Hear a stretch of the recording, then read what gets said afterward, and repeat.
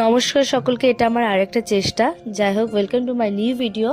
আর আজকে আমি সকাল সকাল বেরিয়ে গেছিলাম একটা বহু দূরের জার্নিতে। আর বাবা আমাকে এই বিস্কিটের প্যাকেটটা কিনে দিয়েছিল, সেটা আমি বাসে বসে খেয়ে নিব। আর ফার্স্ট টাইম এটা আমার একা জার্নি করা, মানে এর আগেও বাইরে জার্নি করেছি, কিন্তু সেই সময় আমার সাথে অনেকেই থাকতো, কিন্তু এটা আমার একা ফার্স্ট একটা জার্নি। তো আমি এখান থেকে কিষানগঞ্জ পেরিয়ে পার করছিলাম। সত্যি বলতে কিষানগঞ্জের এই সাইডটা পুরোপুরি বিহার টাইপ। এখানকার মানুষের কথাবার্তা, চাল চলন, দোকানঘাট সবটাই আলাদা। তো আমি কিষানগঞ্জ পার করে কিছুক্ষণ আগে গিয়ে কানকিতে, তো সেখান থেকে আমার বান্ধবী জয়েন করে। তো মোটামুটি বলতে গেলে এটাও আমার একার জার্নি না, ওকে আমি নিয়ে গেছিলাম, একা যেতে পারবো না বলে। ওকে আসার সাথে সাথে আমার মাথাটা টিপতে দিলাম, কারণ প্রচন্ড মাইগ্রেনে ব্যথা করছিল। তারপরে আমি রায়গঞ্জের ভেতরে ঢুকে গেলাম। রায়গঞ্জের ভেতরে এই ফরেস্টটা নাকি ভীষণ বিখ্যাত, ভীষণ সুন্দর একটা ফরেস্ট, এত গ্রিনি একটা ভাব আর শান্তময়। তারপরে আমরা কলেজের দিকে পৌঁছে যাই। আর সত্যি বলতে আমার যে নতুন কলেজ, মানে আমি যেই কলেজে অ্যাডমিশন হয়েছি, সেই কলেজটাও এত গাছগাছালিতে ভর্তি, এতটা সুন্দর শান্ত জায়গা, মানে আমাদের শিলিগুড়ির সাইড এই সাইডে এরকম শান্ত জায়গাই নাই। আর এই ভাইটা আমাকে প্রচুর হেল্প করেছে, যেটা আমার বান্ধবীর ভাই।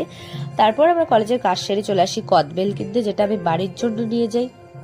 আর এখানে সাধারণত মানে চাউমিন, মোমো এসবের দোকান খুবই কম, মানে রেয়ার। যেখানে আমার কলেজটা আছে ওই সাইডে এরকম নেই, তো আমরা ভাত খেতেই চলে আসি।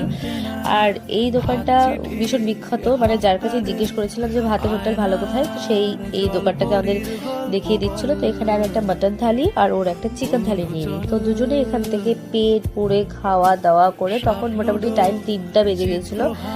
সেসব করে আমরা বেরিয়ে পড়ি শিলিগুড়ির, মানে ইসলামপুরের উদ্দেশ্যে। ইসলামপুরের বাস ধরবো বলে আমরা বেরিয়ে পড়ি। আর ওকে আমি বলছিলাম, এই বেটার মতো পোস্টারে বেটার মতো যদি ফটো না তুলেছি তাহলে তুই দেখিস। যাই হোক, তারপর বাসে প্রচন্ড ভিড় থাকা সত্ত্বেও আমরা বাসে সিট পেয়ে যাই, লাস্টের দিকে উইন্ডো সিট পেয়ে যাই, মানে আরাম নিয়ে যেতে পারবো। আবারও শুরু হলো একটা লম্বা জার্নি, কারণ আমার বাড়ি থেকে রায়গঞ্জ প্রচুর প্রচুর প্রচুর দূর।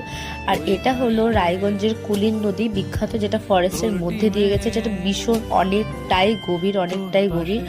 আর ফরেস্টটাও অনেকটাই ঘন একটা, মানে ভীষণ, মানে রায়গঞ্জ সাইডটা আমি দেখলাম, মানে ফার্স্ট টাইম আমার যাওয়া, কিন্তু ভীষণ শান্ত একটা পরিবেশ, ওরকম চিল্লাচিল্লি নেই।